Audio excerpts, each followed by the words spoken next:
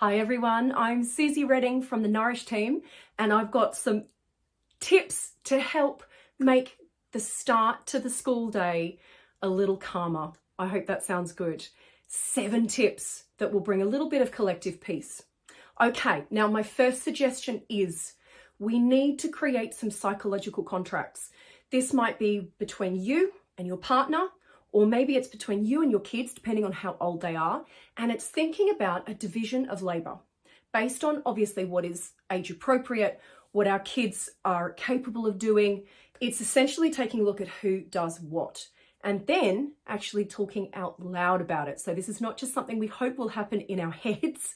We speak about it. We have maybe a little family meeting. We take ownership for our own parts, and we essentially create a little agreement between us.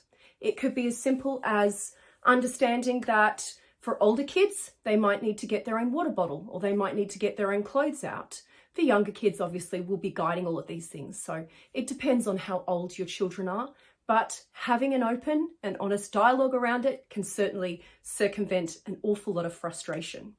My second suggestion would be to map it out. So think about what are the things that have to get done in the start to the day, as opposed to what are the things that are nice to do, okay? And with our kids, they find a great deal of comfort in a sense of regularity, consistency. So maybe you could map it out on a poster. We get up, we brush teeth, go to the toilet. That's what happens first. Then we eat breakfast. Then we get dressed. Then we pack our bag, and then it's time for playing with the cat, watching TV, whatever it is, all the other nice to do rather than the essential to be done. It might look different for different families. It's about creating your own rhythm and pulse and getting your kids involved and co-creating that ritual together. Now, a peaceful morning starts the night before. So tip number 3 is to think about what pre-preparation can you do? Can it be packing the bags? Is it just mapping out what they might have in their packed lunch? Getting your kids involved in making sure that they have what they need for the coming day, laying out the school uniform. Think about how you can make life easier for your future self by getting those things done the night before, or even just having a list can help organize our thoughts the next day. Now, our day has begun.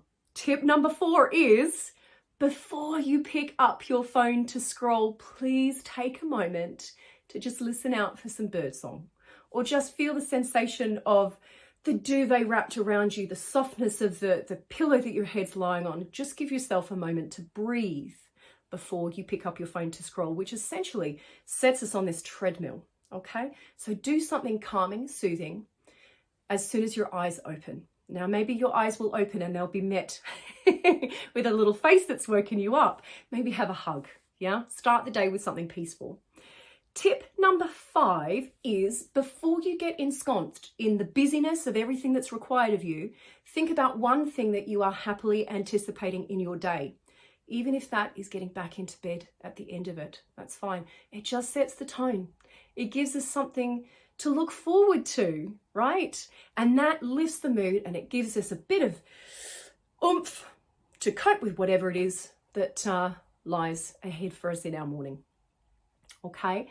Tip number 6 is to work with the breath. Now, this is something that you can do solo, or it could be a lovely collective practice. Seek out a guided demonstration of this that you can share with your kids in the Nourish app. It's called a mountain breath. We breathe in, we raise the arms out and up, stretch them overhead, look up because that lifts your mood, and then exhale, slowly lower your arms back down by your sides. Take 6 of those.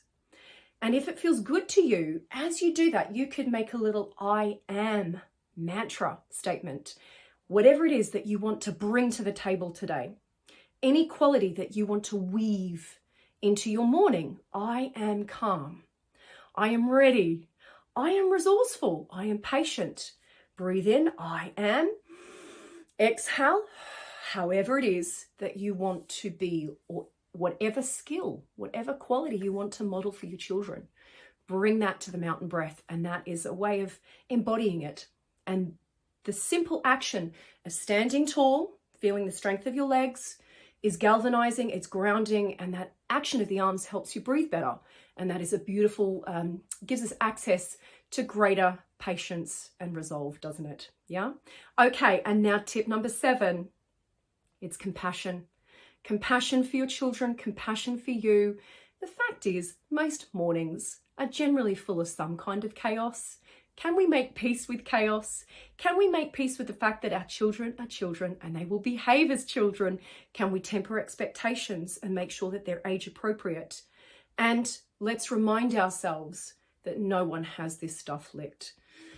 I hope those 7 tips serve you well. I'm wishing you fruitful conversations. I'm wishing you lots of juicy mountain breaths, and take good care of you. Bye, guys.